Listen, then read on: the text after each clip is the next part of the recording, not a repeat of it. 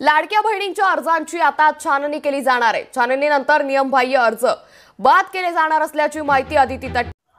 आता लाडकी बहिणींसाठी मोठी बातमी आलेली आहे।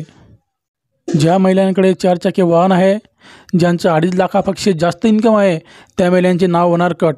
आता होती छानबीन। यांनी दिली 35 ते 50 लाख महिलांना लाभावर पाणी सोडावं लागण्याची शक्यता आहे। वाढत्या तक्रारी हमारे बहनों के खाते में 3 हफ्ते चले जा रहे हैं, 4,500 रुपये। आता लाडकी बहीण योजनेचे फॉर्मची छानबीन सुरू करण्यात आलेली आहे। ज्या महिलांचं इन्कम जास्त आहे, ज्याच्या नावावर 4 व्हीलर कार आहे, 2.5 लाखापेक्षा जास्त इन्कम आहे, त्या महिलांचे नाव होणार कट। आणि ज्या आर्थिक रूपावरून खरंच गरीब महिला आहे, त्या महिलांना मिळणार पैसे। सरकारने आश्वासन दिलं होतं की आम्ही 1500चे 2100 रुपये करू। आता 2100 रुपये अकाउंटला येणार आहे। ज्या महिला खरंच गरीब आहे, गरीब घरामधून आहे, त्याच महिलांना मिळणार पैसे। आता लाडकी बहिणी योजनेचे फॉर्माचे होणार छानबीन, कोणचे नाव होणार कट। चला बघूया पूर्ण व्हिडिओ। त्या अगोदर माझ्या चॅनलला सबस्क्राईब केलं नसेल तर सबस्क्राईब करून घ्या आणि एक लाईक करा आणि एक सुंदरसा कमेंट करा। 2100 देखील आम्ही देणार आहोत। आता बजेटच्या वेळी त्याचा आम्ही विचार करू आणि शेवटी आपले सगळे आर्थिक मित्रांनो, असे बरेच महिला आहेत ज्या महिलांचे खूप म्हणजे घरात चांगले आहेत, चांगली परिस्थिती आहे, तशा महिलांनी सुद्धा लाडकी बहिणी योजनेचे फॉर्म भरले आहे आणि लाडकी बहीण योजनेचा लाभ घेतलेला आहे।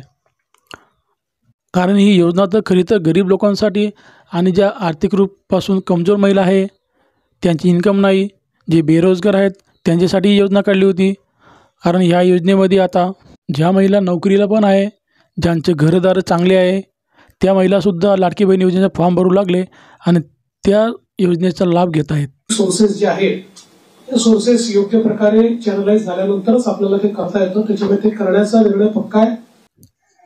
तर सरकार अशा महिलांचे नाव कट करून जे आर्थिक रूपापासून खरंच गरीब महिला आहे, अशाच महिलांचे नाव राहतील लिस्टमध्ये आणि अशाच महिलांना पैसे मिळतील आणि 1500चे 2100 रुपये मिळणार। आणि आपले महाराष्ट्राचे मुख्यमंत्री म्हणाले होते ही योजना काही बंद पडणार नाही।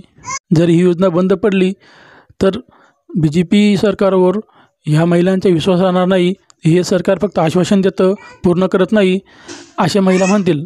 जी आश्वासनं दिली ती आश्वासनं पूर्ण करू, त्याकरता ज्या व्यवस्था करायच्या त्या व्यवस्था आम्ही आधी करू, असे महाराष्ट्राचे देवेंद्र फडणवीस मुख्यमंत्री असे म्हणाले।